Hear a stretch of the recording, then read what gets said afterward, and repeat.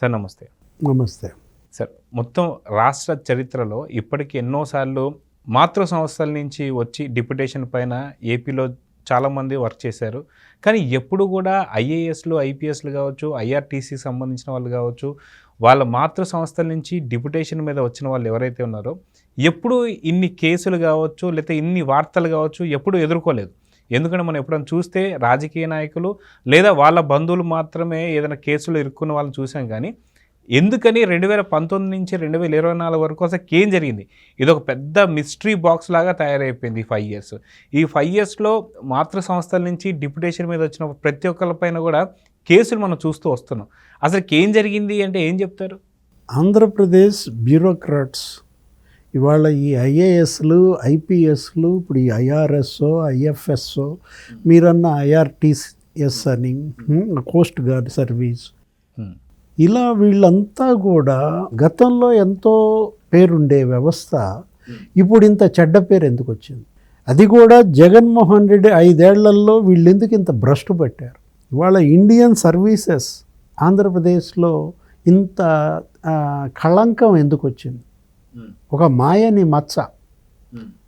ఇప్పుడు కలెక్టర్లు కావచ్చు, ఎస్పీలు కావచ్చు, ఇప్పుడు ఐజీలు, డిఐజీలు, డీజీపీ ఇంత చెడ్డ పేరు తెచ్చుకున్న పరిస్థితుల్లో ఇప్పుడు మీరన్నారు ఆ డిప్యుటేషన్ మీద వచ్చిన వాళ్ళు కానీ వాసుదేవరెడ్డి, వెంకటరెడ్డి, మధుసూదన్ రెడ్డి, ధర్మారెడ్డి, వీళ్ళు వాళ్ళ వ్యక్తిత్వ పతనం సరే, వ్యవస్థను ఎందుకు ఇంత పతనం చేశారు? దీనికోసమా మీరు ఆ సెలక్షన్స్?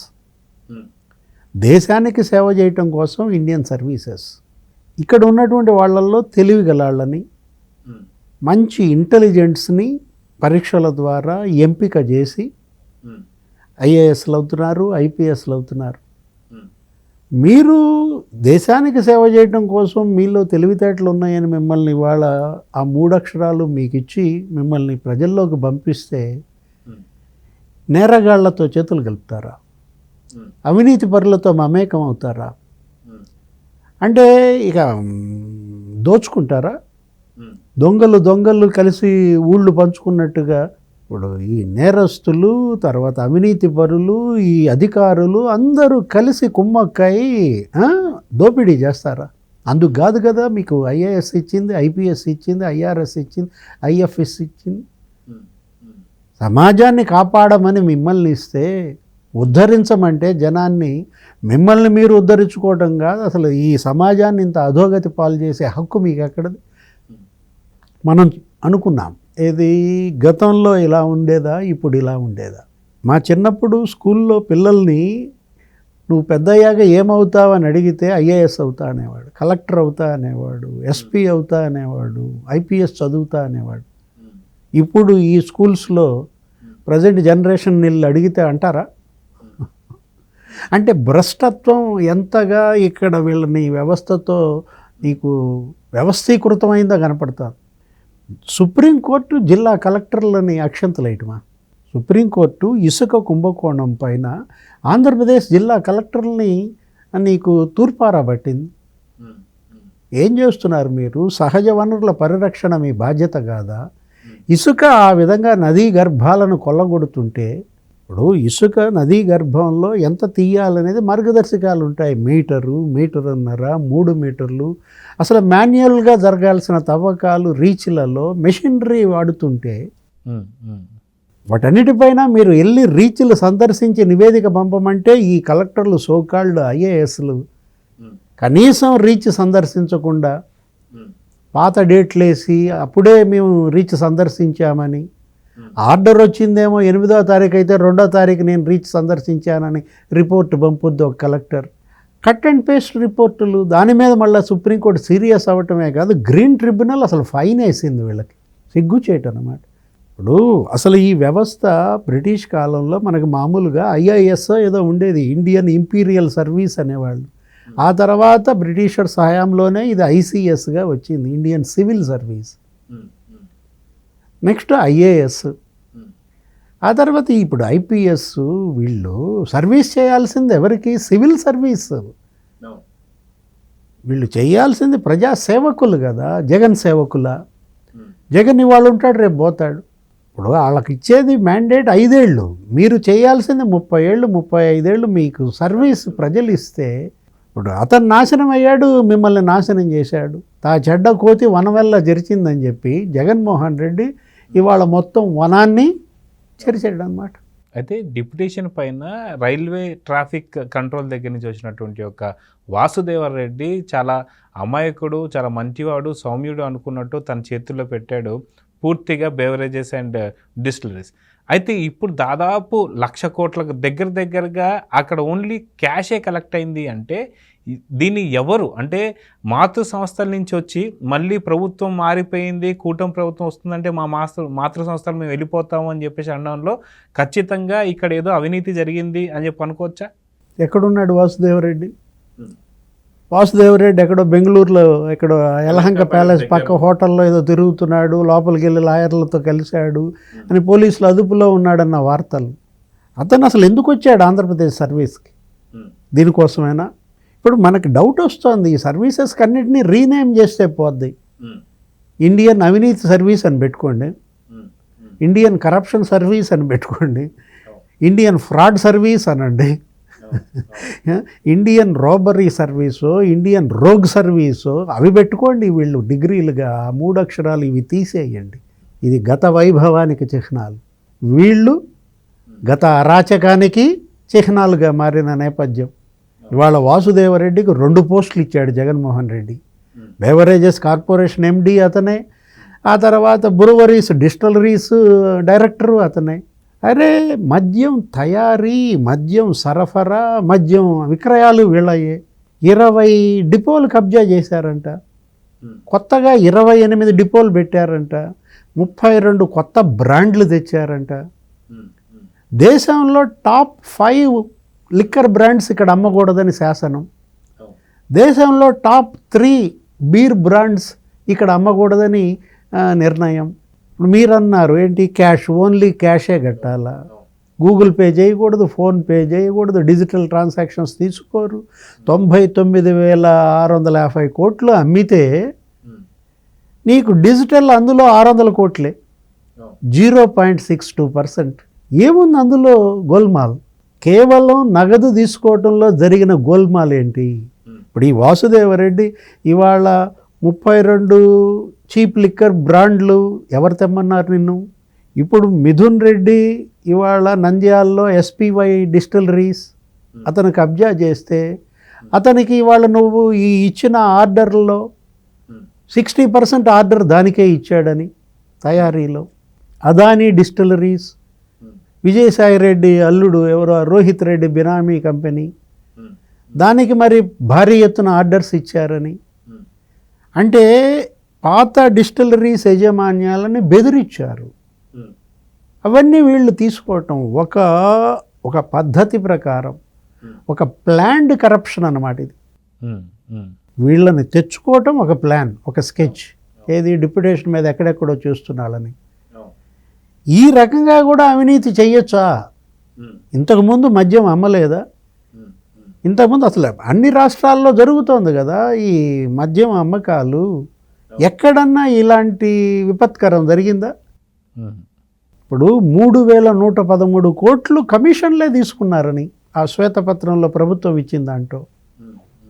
ఒక కేసు బ్రాందీలో 250 రూపాయలు, ఒక కేసు బీర్లో 150 రూపాయలు. నీ వాటా ఎంత వాసుదేవరెడ్డి? జగన్మోహన్ రెడ్డి వాటా ఎంత? మిథున్ రెడ్డి వాటా ఎంత? విజయసాయి రెడ్డి వాటా ఎంత? సజ్జల వాటా ఎంత? అసలు ఎవరెవరు ఎలా పంచుకున్నారు? వాటాలు వేసుకుని దోచి పారేశారన్నమాట. ఒక్క లిక్కరే కాదు, నీకు ఇసుక. అతను ఎవరు? మైనింగ్ వెంకటరెడ్డి. ఏంటి అతను కోర్సు? అతను చేసింది ఏంటి? అతను ఏదో కోస్ట్ గార్డ్ సర్వీసెస్లో ఉన్న అతనికి ఇక్కడేంటి? ఇప్పుడు తీర ప్రాంతంలో ఉండాల్సిన అతను ఇక్కడికి తెచ్చుకోవటము, అతనికే 2 పోస్టులు ఇవ్వడము. మైన్స్ డైరెక్టర్ అతనే, ఏపీఎండిసి ఎండి అతనే. పెద్ద ఎత్తున అసలు బంధువులనే అక్కడ ఉద్యోగులుగా కాంట్రాక్ట్ అవుట్సోర్సింగ్లో పెట్టడం. పెద్దిరెడ్డి సిఫారసు చేసిన, అవినాష్ రెడ్డి సిఫారసు చేసిన వీళ్ళందరికీ ఉద్యోగాలు ఇవ్వడం.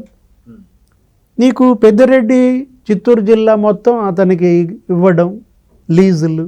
ఆ తర్వాత ఇక్కడ కాకాని గోవర్ధన్ రెడ్డి, కారుమూరి నాగేశ్వరరావు అల్లుడు అంట సునీల్, ఆ నెల్లూరు జిల్లా సర్వేపల్లి, అక్కడ సైదాపురం, ఆ గ్రానైట్ లీజులు, రెడ్ క్వాడ్జ్, ఈ లీజుల్లోనే పెద్ద ఎత్తున వీళ్ళు చేశారని, జిఎస్టీ 100 కోట్లు ఎగ్గొట్టారని.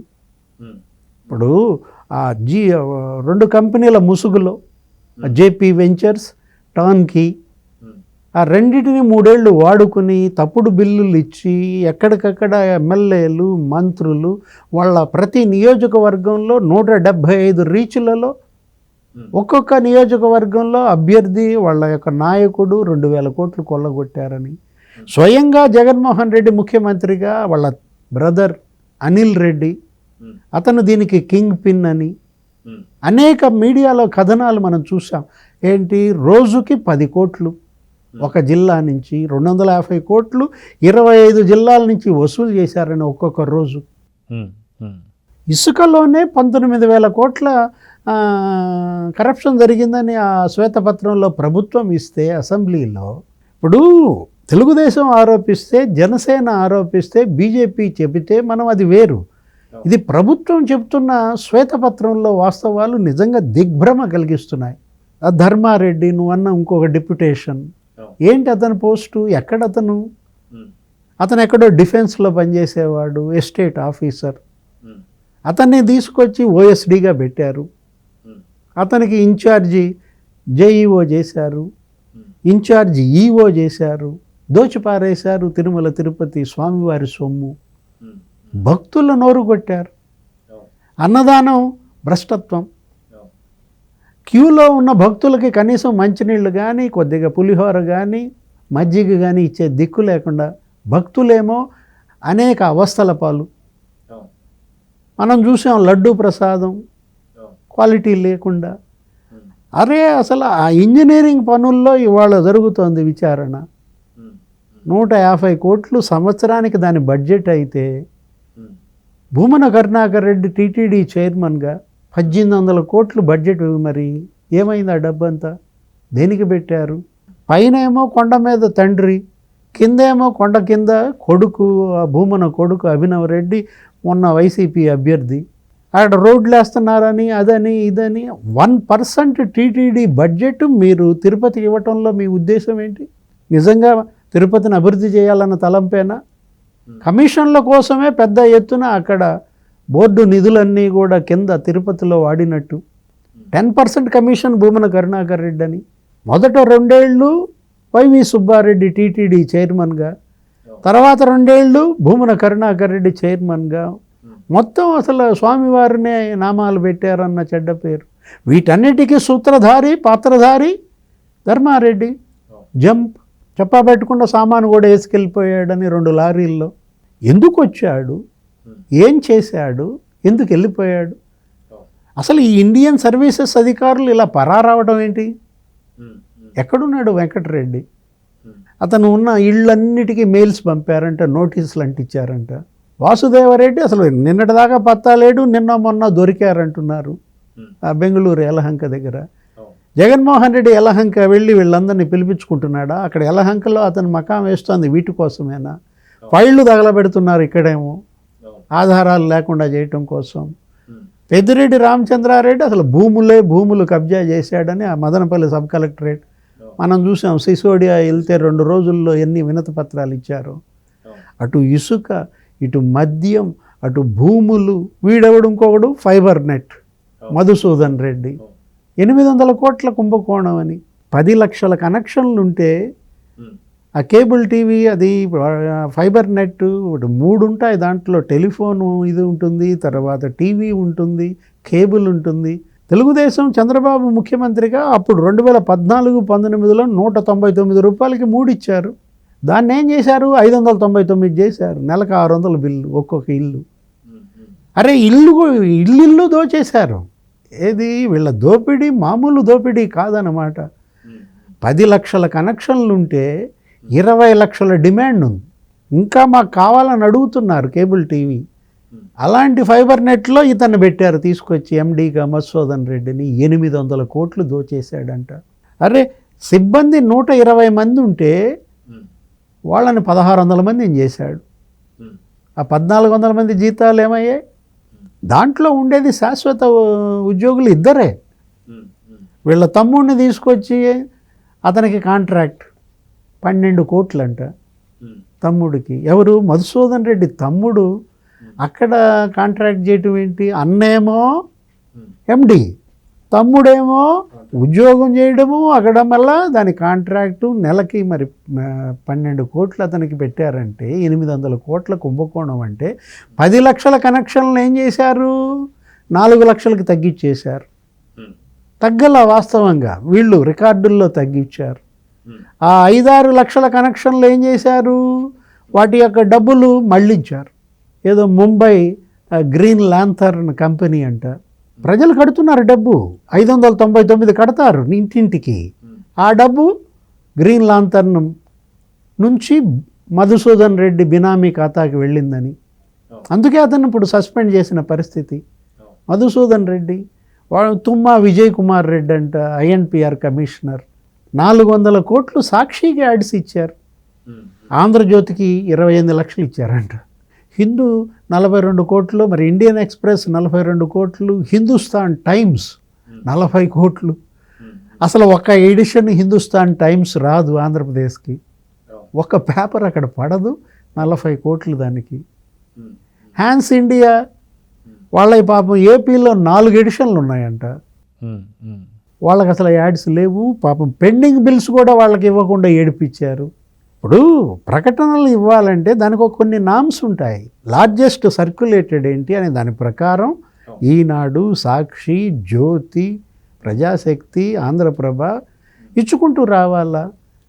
మీ సొంత కంపెనీలు, సీఎం సొంత కంపెనీకి ఈ విధంగా దోపిడీ చేస్తారా? సాక్షి ముఖ్యమంత్రి సొంత కంపెనీ అయితే 400 కోట్ల యాడ్స్ ఇవ్వటం ఒక స్కాము, మళ్ళీ అదే సాక్షిని వాలంటీర్లతో కొనిపించటం, సచివాలయాల్లో ఏపించటం, వాళ్ళకి మళ్ళీ 200 రూపాయలు దానికి ఇవ్వడం, ఆ 200 రూపాయలు మళ్ళీ సీఎం గారి కంపెనీకి వాళ్ళు సమర్పించుకోవటం.